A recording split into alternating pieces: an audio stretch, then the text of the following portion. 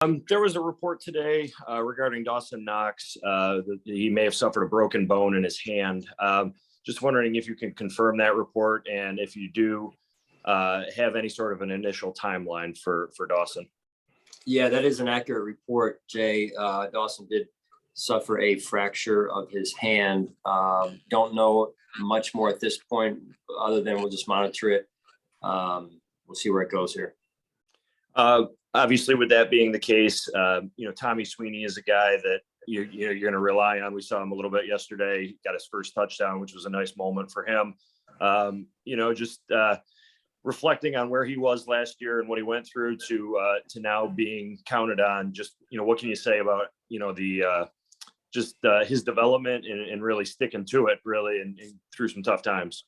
Yeah, I mean, you're spot on. I mean, it's been a long journey for Tommy. Really got off to a good start his first season, and then from there it's been an up and down journey, if you will. And he's done a tremendous job of being resilient, sticking to it, and he got the payoff last night, and he's going to have an opportunity in front of him potentially here as well. Lastly, for me, Sean, could you just kind of walk us through what this week looks like for the guys? Are you springing them today? Will they meet at all? And then, for the coaching staff, how much time will you be able to get away and that kind of thing? Just sort of lay out the week for me, if you could. Yeah. So we just finished our team meeting, and the players will be finished today after we wrap up the film, giving them the necessary feedback they need here. And then the coaches will work through tomorrow, and then they'll get a 4-day weekend, get some rest. Thanks, Sean. Yep. Hey, Sean, John Worrow. Can you hear me? Yep, I got you, John. Oh, okay, cool. Just wondering, based on how difficult, I guess the lingering frustrations of that loss, and I think you were asked or people talked about it last night. It kind of mirrors just the frustrations of a heart-wrenching loss to Arizona entering your bye week.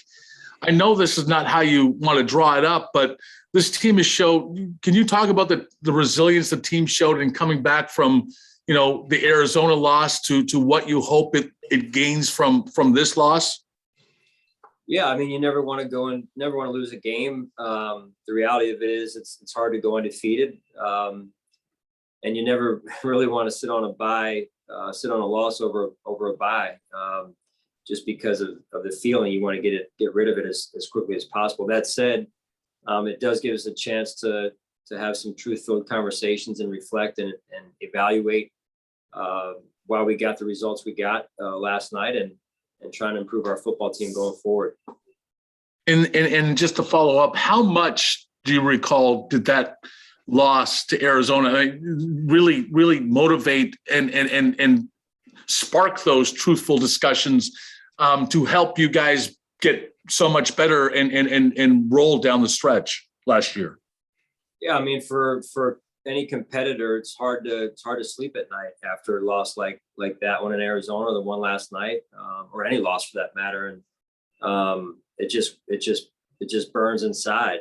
And so I'm not sure if by the hours that pass, if it gets easier or harder, to be honest with you. So I think I'll figure that out as the week goes on here. But yeah, I mean, we got to take a hard look at some things. We were too inconsistent overall last night, and try and get out there and play better football when we get back here. Thanks, Sean. Sure. Hi, Sean. Nick Fierro here. I want to ask about your offensive line, and I know that when you're developing players, the progress is not always linear, and but are you satisfied that they're still making progress, and do you think that you still have the best 5 out there? Well, I think it's an ongoing evaluation, really, Nick, and I thought there were some moments last night. I mean, listen, there was a lot of we passed the ball a lot last night, and I thought they did a good job in some of those. And there's a couple plays, one play in particular, where impacted the game, where they got to our quarterback there and affected the game, the outcome of the game. So such is the life of an offensive lineman, in the National Football League in particular. And so I appreciate the way that those guys battled. We're going to continue to improve our football team, and they're going to continue to improve as well. And I have full confidence in those guys. Thanks, Sean. Hey, Hey, Sean, I know you kind of touched on it last night a little bit, but after looking at the tape, is there anything specific that maybe jumps out at you when it comes to struggles in the red zone offensively? Yeah, no, Heather, we talked about that a little bit already this morning. And it's certainly an area we've got to improve. You know, we're leaving potential points off the board, even though a couple of, quite a few of our wins have been lopsided wins. They could have been even more lopsided, right? So, and then last night's game 2 for 5. I mean, we scored, as well as we played offensively in the game. The end of the first quarter, we're up 6-0. Should have been up 14 zip at that point. Maybe that's a difference in the game. Maybe it's not. Who knows? But don't want to play that game at this point. But we got to do a better job in the red zone execution wise. There's points to be had there for sure. And I guess just overall, what is the mentality of the team right now? I know that this is a group that you preach staying even keel, not get too high, not get too low, but what is your sense of where this group is right now hitting the bye? Yeah, I sense a little bit of what's been talked about on this call with some of the just sick to their stomach feeling, but also knowing that we didn't play our best football last night and wanting to get to the bottom of it, and looking for solutions to some of what we experienced last night. So that's what I sense more than anything. And then a little bit of it is, hey, looking forward to trying to just get a little bit of rest for the guys too. I think that'll be beneficial for them. Thanks, Sean. Yep. Hey, Coach, Chris Brown here. I know you mentioned last night getting off blocks was a little bit of an issue. I know you always say frequently that it starts up front. Just what did the tape show you about some of the battles at the line of scrimmage on both sides of the ball yesterday? Yeah, I'll start on the defensive side first, Chris. I thought, there were moments where we had their run game bottled up pretty tight there. And then, we don't do a good enough job fundamentally in some of those gaps. And all of a sudden, Henry goes for 70, or he goes for the couple of touchdown runs that he did have. And so part of it is just the fundamental of using your hands to bench and separate from the blocker. And then so that you can make a good tackle in those situations, in those moments. And then offensively, as I said earlier, I think, for the amount of time we were going backwards, meaning pass setting, I thought, for the majority of the time we gave our quarterback time to deliver unaffected. But there were moments where we were affected in the passing game. And there's other moments where, I thought we could have moved the line of scrimmage more in the run game, especially against some of the looks we were given them. So again, improvement for this week as we work, and then next week as well. And in terms of just resetting that line of scrimmage, did that trickle into some of the issues that Heather was asking about with respect to red zone? Did that stretch into that area of the field too at all? Yeah, they usually do. So it's, again, it's a game that's usually determined by who wins the line of scrimmage in a lot of the games, in terms of the result. And so I think that's an area that we have to continue to work on, like a lot of areas too, Chris. And but that's a core fundamental of our approach every week. Thanks, Coach. Sure. Hey, Sean, I was curious, you mentioned that, it can sit with you, or the loss could be harder over a stretch of time. What's kind of your message to the team going into this week off? And what do you say to kind of not let that lingering feeling stay with the players?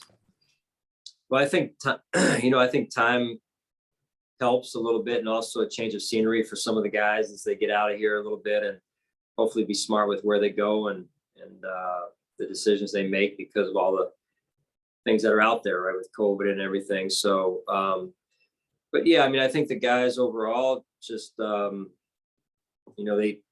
feel a sense of, I guess, not being satisfied with the result last night and how we played, how we coached. And so, I think that's the thing that keeps you up at night, honestly, is the is the points, is the game that led up to the 4th and short. The inconsistent nature of how we performed. That's what keeps you up at night more than anything, because that's what, led us to where we were at that moment. So those are the things we have to address and get fixed.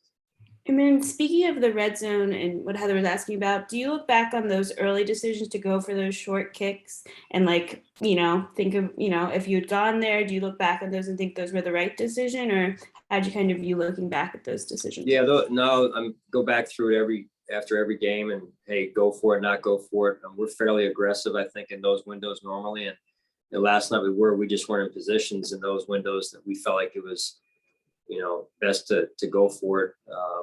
They were longer than what we wanted to go for it in those windows, and we just got to do a better job. We're leaving points again off the board, and if you want to get into a one-dimensional conversation, we try and make a team one-dimensional. And if you're up 14-0 at the end of the first quarter, you like where you're going, and so but we didn't. We were up 6-0 instead of. I thought we, controlled the first quarter for the most part, and but to only be up 6-0 at that point was not where we wanted to be.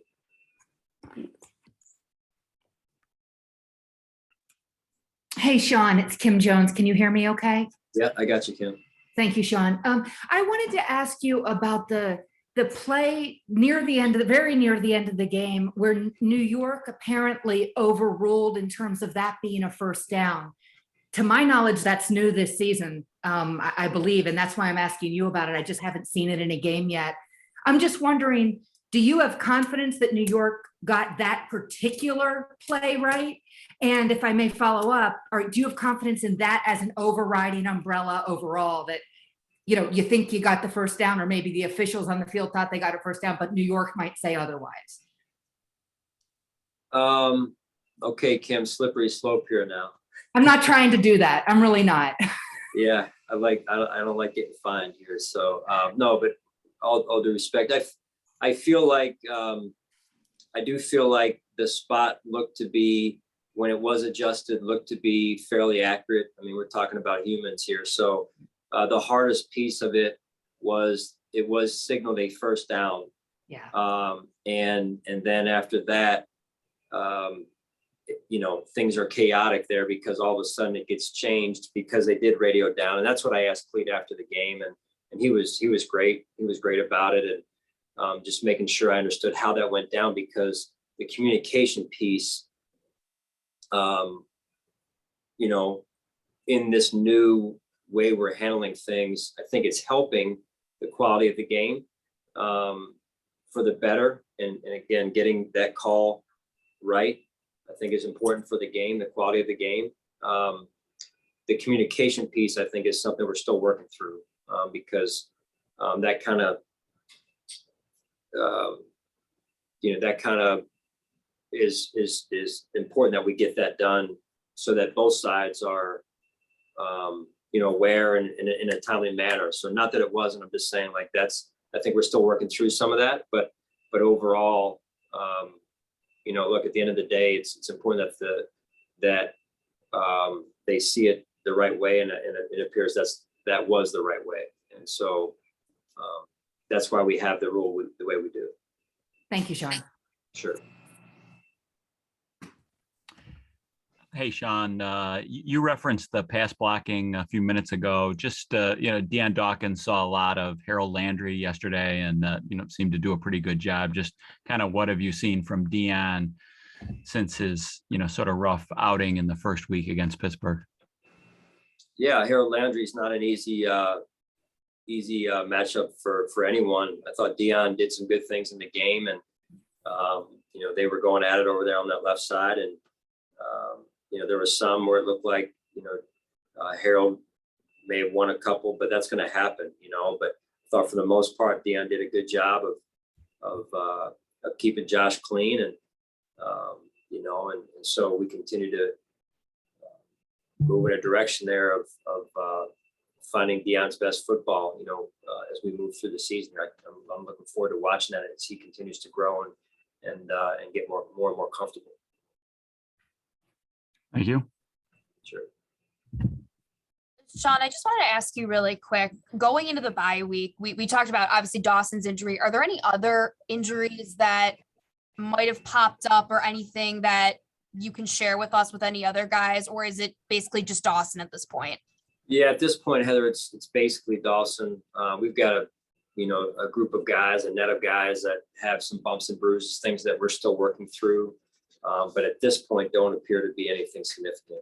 And then lastly, just, kind of big picture as we hit the break here, are there any players that on either side of the ball that, maybe in a good way kind of have surprised you over these first 6 games?